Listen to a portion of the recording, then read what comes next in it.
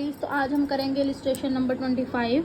तो परचेज करते हैं फर्नीचर 20,000 की एंड टूल्स विद वर्थ 5,000 की। तो इसकी एंट्री देखो क्या बनेगी कि furniture account debit, tools account debit to cash account. 20,000 वो, 5,000 वो, टोटल बन के हमारे 25,000। ठीक है। अब आती हैं, ओपन करते हैं bank account with Dena bank के साथ। तो क्या बनेगा, bank account debit to cash account 5,000 5,000 होगी। देन उसके बाद अब आता है विड्रॉ करते हैं फ्रॉम बैंक से by Ganesh for personal use. वही drawings account bank account debit to cash account कितने का, ओह सॉरी पहले ये वाली रहेगी bank to cash and to bank 1,00,000। तो वही bank account debit to cash account 1,00,000 1,00,000। फिर वही कि विड्रॉ करते हैं अपने पर्सनल यूज़ के लिए। तो drawings account debit to bank account 10,000 वो, 10,000 वो। ठीक है। फिर विड्रॉ करते हैं फ्रॉम बैंक से 40,000। तो cash account debit to bank account 40,000 40,000 हो गया।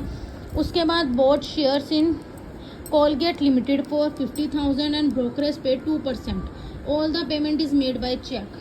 ठीक है। तो अब देखो एंट्री क्या बनेगी कि इन्वेस्टमेंट करता है वो, कि investment account debit to bank account. कैसे कि उसने बोला कि उसने शेयर्स लिए किसमें, कोलगेट लिमिटेड में, कितने के 50,000 के, एंड ब्रोकरेज सारी पेड करी है 2%।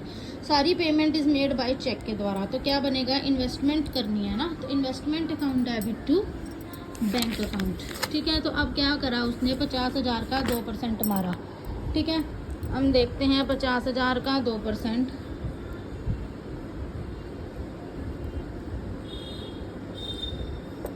इतना, तो प्लस 51,000 51,000। ठीक है। समझ आई कि उसने ख़रीदा है ना, इस चीज़ को परचेज़ किया है ऑफ शेयर्स को, किसमें, कोलगेट लिमिटेड के लिए। ठीक है। तो ब्रोकरेज उसमें लगी है 2% उसकी पे करी है, तो जिसमें उसने ऐड करना है इसको। देन उसके बाद परचेज़ करता है पोस्टेज 100 की। तो एंट्री बनेगी postage account debit to cash account 100 and 100। ठीक है। देन उसके बाद पे किया जाता है to Ashok out of business funds for repair of Ganesh residential house 4,000।